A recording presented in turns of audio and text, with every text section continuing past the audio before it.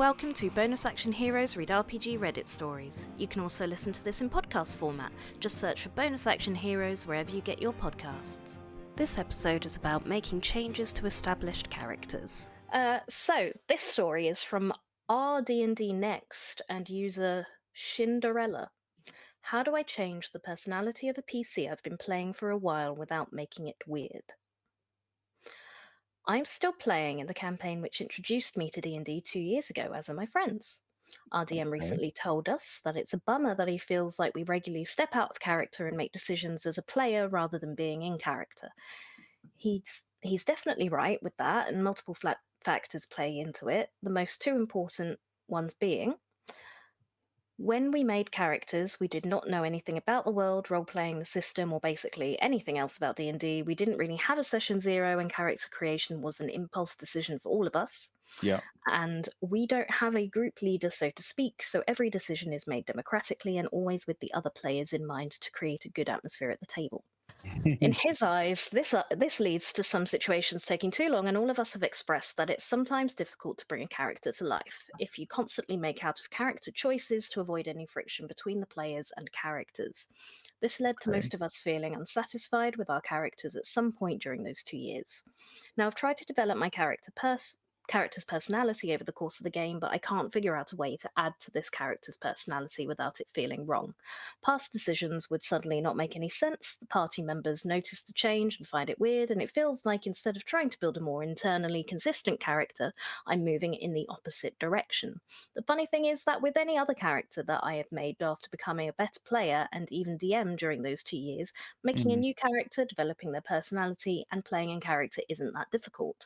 But I can't figure out a way to adapt a character in a way that doesn't feel uncomfortable and weird. If you guys have any advice or material I could read myself up on that matter, that would be much appreciated. That's an interesting dilemma, isn't it?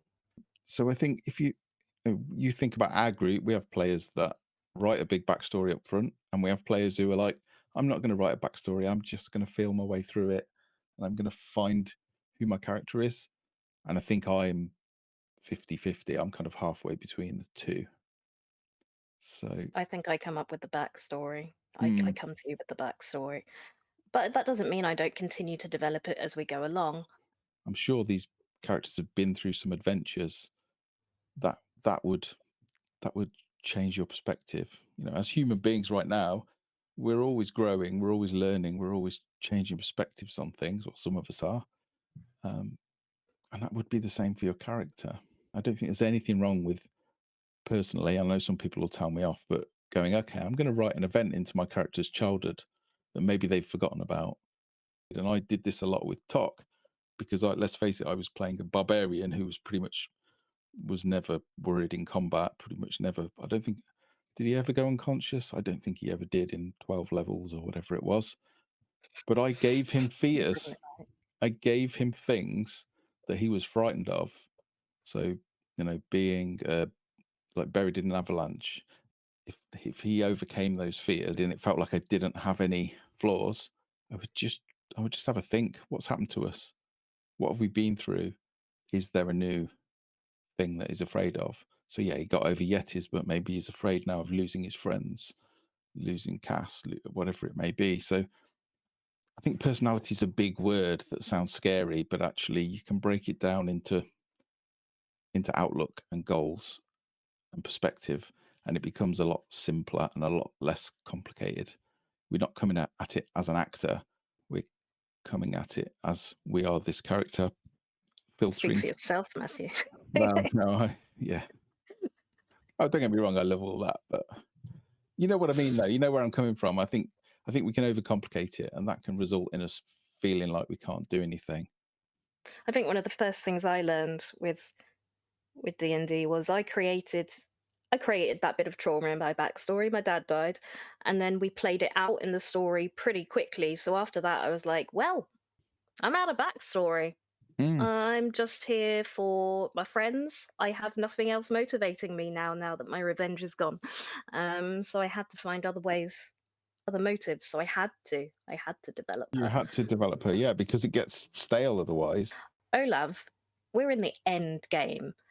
we have maybe 4 sessions left, and your wife was introduced, what, 3, 4 sessions ago? Yeah, they had no idea he was ever married or had a They wife. didn't exist until you got into that castle and said, "Hey, what about this idea?" Yeah, And she has made everything so much more interesting, not just for your character, hugely. because everyone's been watching it play out. But it just felt like a good, again, I think his story had kind of petered out a little bit, and it just gave us something in the final battle other than killing Strahd. You know, as I said to you, he was an Oathbreaker paladin. Why did he break his oath? What did he do? And I'd never thought about it. And I felt like at the conclusion of the story, we need to understand why he broke his oath and what he's going to do about that broken oath. I don't see an issue with it personally, as long as it's not doesn't break the story, it doesn't change some stuff that's already happened, and it doesn't step on other players' toes or the GMs. I don't see a problem with it. I would just have a think. What's happened to you recently? What's happened in the past? Is there some stuff that you could write in that perhaps the character now feels comfortable to show? Or could something happen to them that causes them to have a change of perspective? Let's address the second point. Mm, They don't have a leader, so they feel that they're making democratic decisions, and that means they're not necessarily making decisions their character would make. They're making ones that maintain a good atmosphere at the table. Again, it's about reframing that character. You came in thinking they're going to be really, I don't know, argumentative, uh, strong willed, and that's why you think that's not what that character would do, but we want to keep everyone happy. Maybe after 2 years, it will make sense if that has calmed down, if they are a bit more democratic. Like, mm, it feels like they need to, first of all, reflect on how their characters have changed in that 2 years. yeah. I don't think you should move away from disagreement, though. I think if Hmm. you talk about it up front and say, well, my character's going to have this perspective, as long as you don't use that to hold back that democratic decision, which is out of character. I mean, I think we've got a great example of where I played a character who was quite like black and white. Everybody's good potentially, and I made a character that was at odds with that.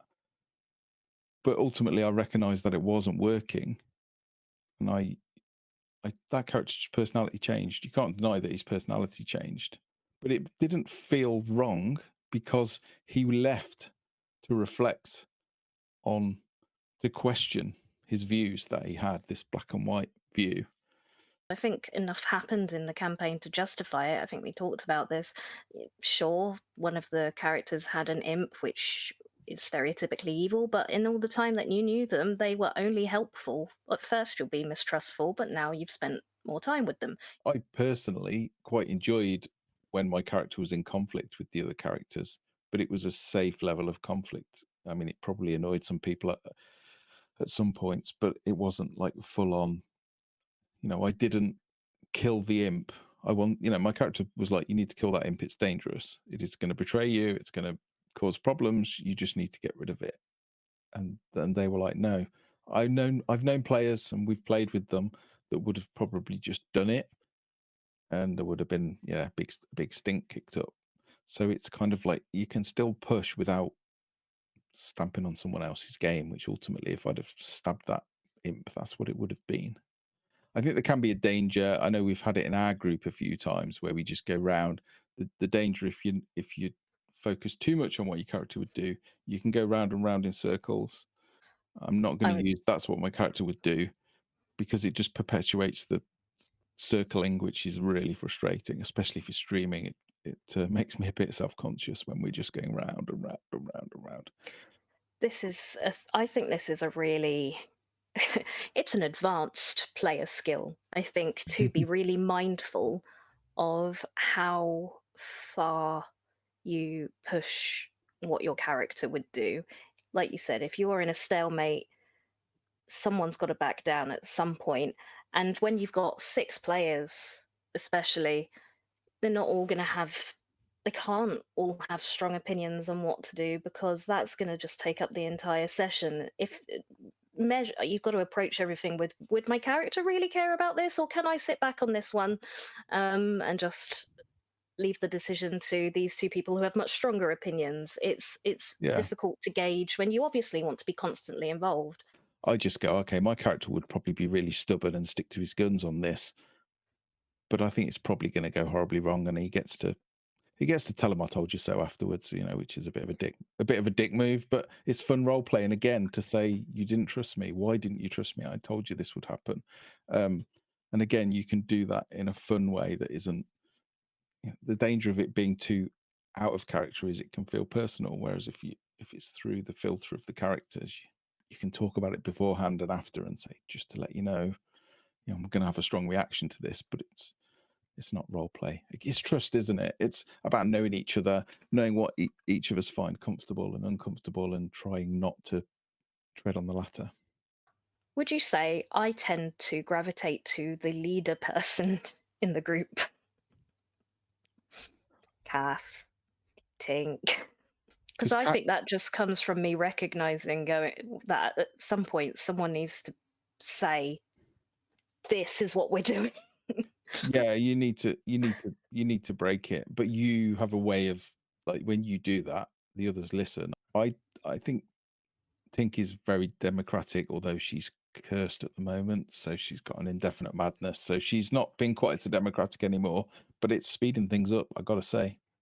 And that's one of the other things. That's probably something that we should talk about in session zeros, about curses and things that change personalities, change alignments, things like that, because they are taking away your agency in a way, or they're forcing you to apply your agency in a specific way that isn't of your choosing.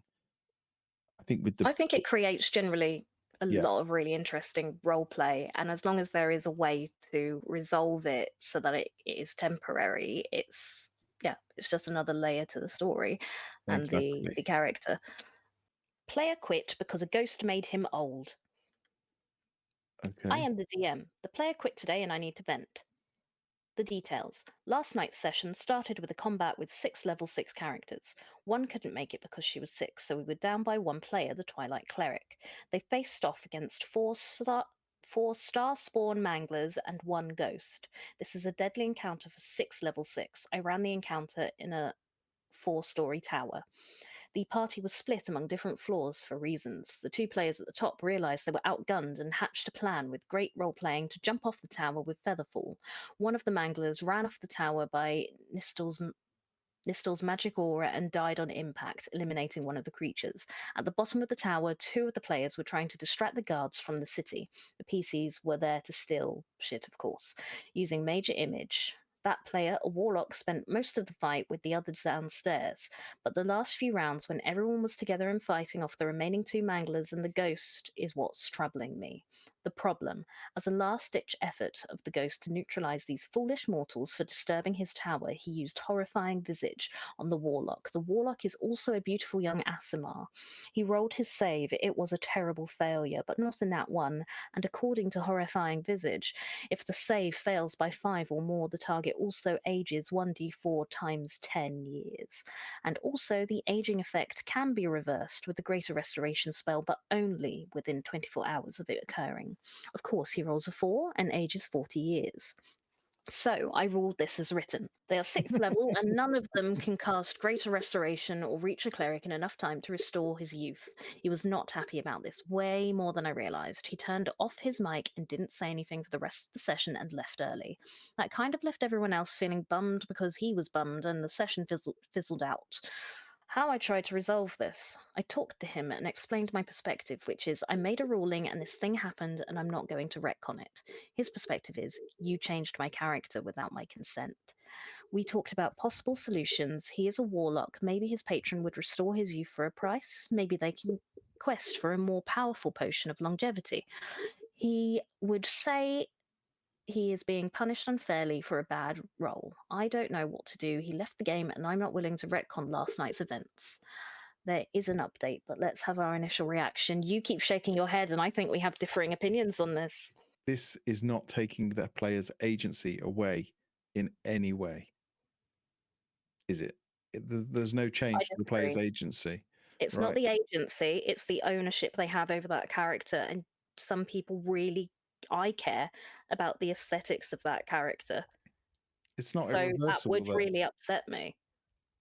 I How's wouldn't. I how is think it? that I see the effect and the mechanic, and I would Yeah, wanna fix it. I wouldn't leave the game. I'd try to talk to my DM about it, but it would me upset too. me. I mean, it's okay. It's okay to be upset by what upsets you, and it's okay to have a reaction. But I don't know. It just read like a bit of a tantrum to me, which probably sounds a bit harsh, but It is a really big thing for a it character to lose 40 years it is reversible though. So within it's 24 hours. but that's maybe a bit harsh. That's the thing. That's where I would go as the DM. If I read that and went, "Ugh, that's quite harsh, isn't it?" And my player came to me and said, "Oh, this makes me really upset." I would say, "Yeah, I think it is quite harsh. We'll Um, find a way to reverse it. we'll find options. I'll put options in the game, but up until then, can you role play this and it can feed into the role play? Are we happy to Exactly. compromise on that? Exactly. I It don't does. want you to be unhappy playing that character for the rest of the game." For me, I would see it as a temporary hindrance that I would role play through, and it would become part of my character's story to reverse that. It would become part of their personal plot that they experienced what it was like to be older for a time. Again, me, I don't see it as a big deal, but I But like, some people would. but some people would. Again, it is okay, but I'm not sure leaving the table is the answer. It's a bit, it doesn't feel like the GM is toxic and is doing horrible things for the sake of being horrible or is making bad calls. And did the GM not offer options, which I think they did? They said a potion of longevity, um, and their patron could restore their youth for a price. So yes. So yes, that's where the player is being unmoving. I just don't like this. I don't want to compromise on this. So I'm not saying that there's Again, room for it's, flexibility on both sides. I think so. And some people aren't capable of being flexible, though, are they? We go back to our discussions about neurodiversity and how that the more I go through my neurodiverse journey, the more I appreciate that everyone is different, and what I find easy to accept, other people find impossible. And that's not their fault, and it's not my fault. But we are all responsible for our own reactions. Sometimes we can't help them, and we have them, but we're responsible for what we do after them, I think. My favorite character ever was a drow monk, and I got killed. And my GM was really kind and had, because the bad guys were raising anyone they killed, they were raising as undead and they were becoming enemies. So we had some quite powerful PCs that became like undead horrors, basically. And he said, right, they're raising your monk as one of these things. Roll a wisdom save to see if you retain your consciousness. So he gave me a chance to keep playing one of my favorite characters. He looked considerably different when he came back, as you can imagine. He was an undead monk, drow monk. Personally, I was like, that's very cool. I love it. But yes, someone else might have been horrified, but it's better than being dead, right? I find that so hard to believe. You walk around in You spent most of our time in Baldur's Gate looking for better pants because they looked so bad. Yeah, monk clothes in Baldur's Gate are just horrendous.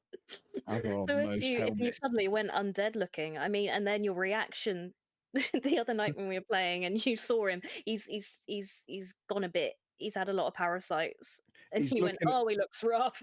Yeah, he's looking really horrible now. He's looking a bit Stranger Things. And yeah, yeah, I'm a little bit sad, but in a way it's quite fitting that he kind of looks like my tabletop character did all those years ago. It's the same character. So yeah, it's good. Right, here's the It's update. good. Sorry I had a long day at work and to be honest, stressing about losing a player. We had a session 0. It was full. We used the session 0 system and the character building features of kids on bikes. Not familiar with that. Still missed the part about monster abilities changing your character cosmetic appearance or age.